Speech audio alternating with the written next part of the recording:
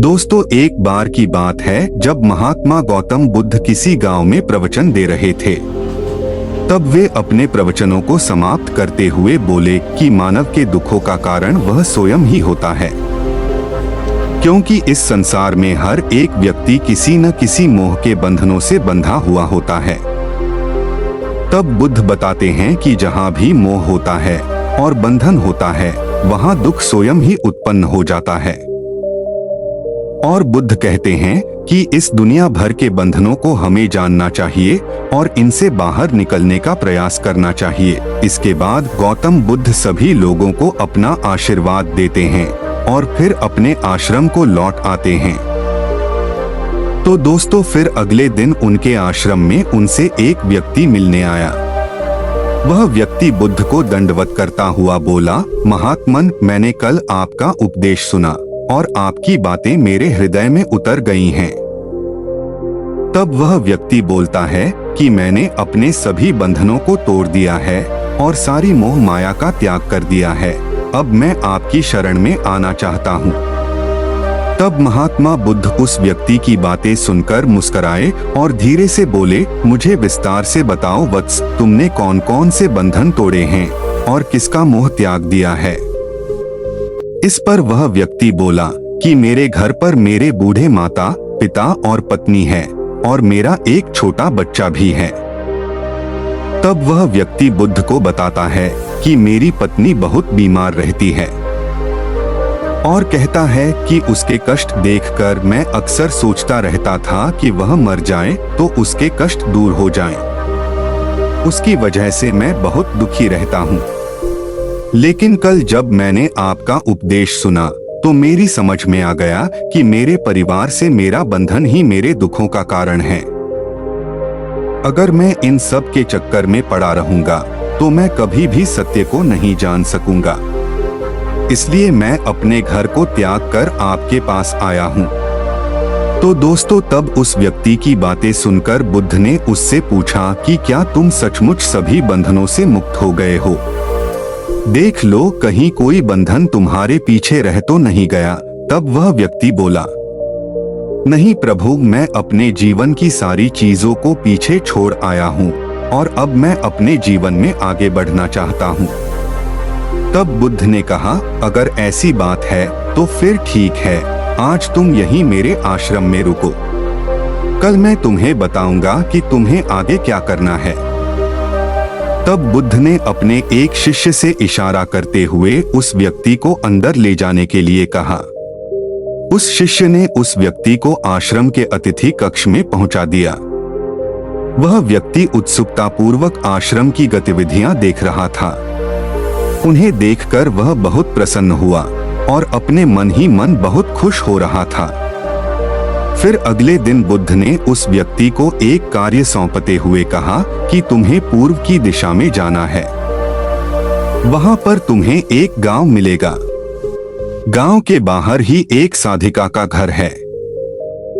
वह तुम्हें कोई वस्तु देगी और उसे लेकर तुम्हें वापस मेरे पास आना है। तब वह व्यक्ति बुद्ध की बात सुनकर तुरंत ही वह पूर्व दिशा की ओर चल पड़ा।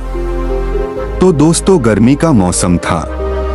वह व्यक्ति कुछ ही दूर चलने पर पसीने से तरबतर हो गया। तब उसे प्यास भी सताने लगी। तभी वह यह सब देख वह सोचने लगा कि अगर इस समय मैं अपने घर पर होता तो इस तरह गर्मी में पसीना नहीं बहाना पड़ता। फिर कुछ दूर और चलने पर उसे भूख भी सताने लगी। पर वह व्यक्ति एक सुनसान और बंजर रास्ते पर चल रहा था। वहां आसपास न तो कोई पेड़ था और न ही कोई पोखर तालाब। तब वह व्यक्ति फिर से सोचने लगा कि अगर मैं इस समय अपने घर पर होता तो मैं अपनी पत्नी के हाथ का बना हुआ स्वादिष्ट भोजन कर रहा होता। पता नहीं क्यों बुद्ध ने मुझे इस तरह की गर्मी में इतनी दूर भेज दिया है। तब काफी देर तक चलने के बाद वह व्यक्ति उस गांव में जा पहुंचा। तभी उसे वहां गांव के बाहर ही एक घर बना हुआ दिखाई देता है। उसने उस घर के दरवाजे के पास पहुंचकर उसे धीरे से खटखटाया। तब अंदर से उस दरवाजे को एक साधिका ने खोला। उस साधिका के चेहरे पर एक अद्भुत सा तेज था और वह दिखने में भी बहुत सुंदर दिख रही थी। वह व्यक्ति उसे देखकर मंत्रमुग्ध हो गया। तब साधिका ने उसका अभिवादन करते हुए कहा कि मैं जानती हूँ कि आपको महात्मा बुद्ध ने भेजा है, आप अंदर आ जाएं। तब वह व्यक्ति घर के अंदर चला गया और साधिका के कहने पर उसने पानी से अपने हाथ मुंह धोए और एक चटाई पर बैठ गया। फिर साधिका ने उसके सामने भोजन की थाली रख दी और वह जल्दी जल्दी भोजन करने लगा। तभी अचानक उस व्यक्ति की नजर साधिका के पैरों पर पड़ी। उसके पैर बहुत सुंदर थे, वह उन्हें देखता ही रह गया। तभी उस व्यक्ति की गंदी नजरों को देखकर साधिका ने उसका ध्यान भंग किया। वह बोली कि जिस व्यक्ति को बुद्ध के चरणों में स्थान मिल जाता है, फिर उसे किसी अन्य के चरणों की आवश्यकता नहीं पड़ती।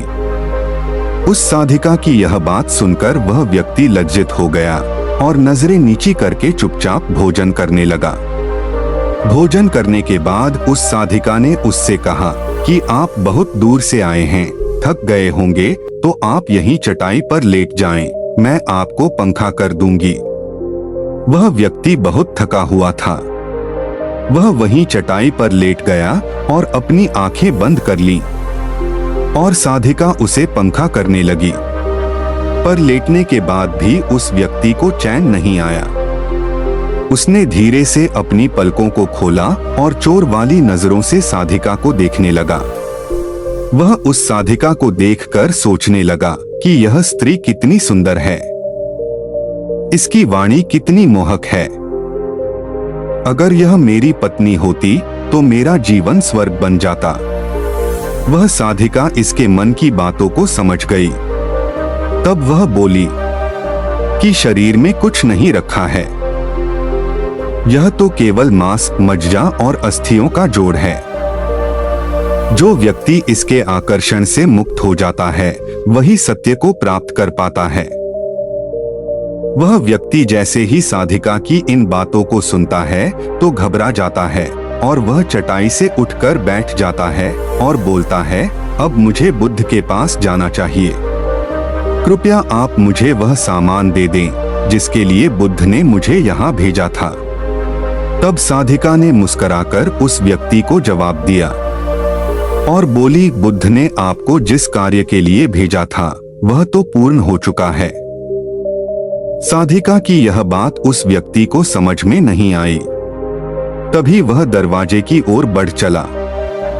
दरवाजे के पास पहुंचकर वह एक क्षण के लिए फिर से रुका और पलटकर उस साधिका से बोला, क्या आप अंतर्यामी हो? आपने मेरे मन की बातें कैसे जान ली? तब वह स्त्री मुस्कुराते हुए बोली, यह सब बुद्ध की कृपा है जिससे मैं मोह माया से ऊपर उठ चुकी हूँ। इसलिए हर किसी की भावनाओं को अच्छी तरह से जानती हूँ और किसी के चेहरे को देखकर उसके मन में उठने वाले विचारों को समझ लेती हूँ। उसकी बातें सुनकर वह व्यक्ति एक बार फिर से लज्जित हुआ और सोचने लगा कि जिस स्त्री ने सच्चे मन से मेरा आदर सत्कार किया, मैं उसके बारे में क्या क्या सोचता रहा। उसके बाद वह बुद्ध के आश्रम की ओर लौट पड़ा। आश्रम में पहुंचकर वह व्यक्ति बुद्ध के चरणों में गिर पड़ा और बोला, महात्मन, मुझे क्षमा कर दें, मैं बड़ा पापी हूँ। उसकी यह बात सुनकर बुद्ध मुस्कुराए और बोले, मैंने तुम्हें साधिका के पास इसीलिए भेजा था ताकि तुम अपने आप को देख सको। अब मुझे बताओ, क्या तुम सचमुच मोह और बंधन को त्याग चुके हो? तब वह व्यक्ति कुछ नहीं बोलता है और अपनी नजरें नीची किए चुपचाप खड़ा रहता है। तब बुद्ध ने उससे कहा कि बाहरी बंधन और मोह को त्यागने से हम बंधन मुक्त नहीं होते हैं। दरअसल बंधन और मोह हमारे भीतर ही होता है।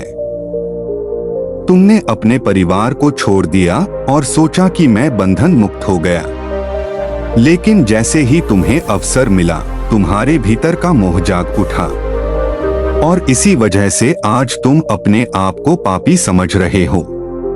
तो दोस्तों, तब उस व्यक्ति ने गौतम बुद्ध के सामने हाथ जोड़ के कहा कि मुझे क्षमा कर दें प्रभु। फिर वह धीरे से बोला, आप सही कह रहे हैं, मैं केवल अपनी पत्नी से पीछा छुड़ाना चाहता था। वह बहुत बीमार रहती है, इसलिए 1 वर्ष से हमारे बीच कोई संबंध भी नहीं बन पाए। मैं कुछ ज्यादा कमाता भी नहीं हूँ, इसलिए मैं अपने परिवार के दायित्वों का निर्वहन भी ठीक ढंग से नहीं कर पा रहा हूँ। शायद इसीलिए मैं अपने परिवार से पीछा छुड़ाना चाहता था। पर अब मैं समझ गया हूँ कि मेरा परिवार ही मेरा सत्य है और उसके दायित्वों का निर्वहन करना ही मेरा असली कर्म है। तब बुद्ध उसे बताते हैं कि मैं जो कुछ भी कहता हूँ वह अपने अनुभव के आधार पर कहता हूँ, लेकिन लोग मेरी बातों को सुनते तो हैं, पर वे अपने स्वार्थ के अनुसार ही उसका अर्थ ग्रहण करते हैं। इसीलिए मोह, माया, कामना, इच्छा, वासना, क्रोध को लोग बाहर की ओर खोजते हैं, जबकि यह हमारे भीतर ही है। हम दूसरों को देखकर तरह तरह की कामना करने लगते हैं। तो दोस्तों, भगवान गौतम बुद्ध हमें इस कहानी में यह बताते हैं कि हमारे जीवन में कामना से इच्छा जन्म लेती है, फिर इच्छा से वासना पैदा होती है और वासना की पूर्ति न होने पर क्रोध उत्पन्न होता है। यह सब एक दूसरे से जुड़े हुए हैं। तब बुद्ध कहते हैं कि जिसमें हम क्रोध के लिए सदैव दूसरे को जिम्मेदार ठहराते हैं, जबकि क्रोध का स्रोत हमारे भीतर ही है। यदि तुम चाहोगे तो क्रोध आएगा और तुम चाहोगे तो क्रोध नहीं आएगा। इसी तरह कोई बंधन भी बाहर नहीं होते, वो हमारे मन में ही होते हैं। हम अपने मन से ही किसी से बंध जाते हैं और मन के कारण ही हम दुख पाते हैं। लेकिन जो व्यक्ति इन बातों की गहराई तक पहुंच जाता है, वह दुखों से हमेशा हमेशा के लिए मुक्त हो जाता है। तो दोस्तों, यह थी महात्मा गौतम बुद्ध के जीवन से जुड़ी एक प्रेरणादायक कहानी, जिससे हमें अपने जीवन को और भी बेहतर बनाने के लिए बहुत कुछ सीखने को मिलता है। तो दोस्तों, आपको हमारी यह कहानी कैसी लगी, आप हमें कमेंट करके जरूर बताना। यदि आपको हमारी यह वीडियो अच्छी लगी हो तो वीडियो को लाइक और चैनल को सब्सक्राइब भी जरूर कर लेना। धन्यवाद दोस्तों।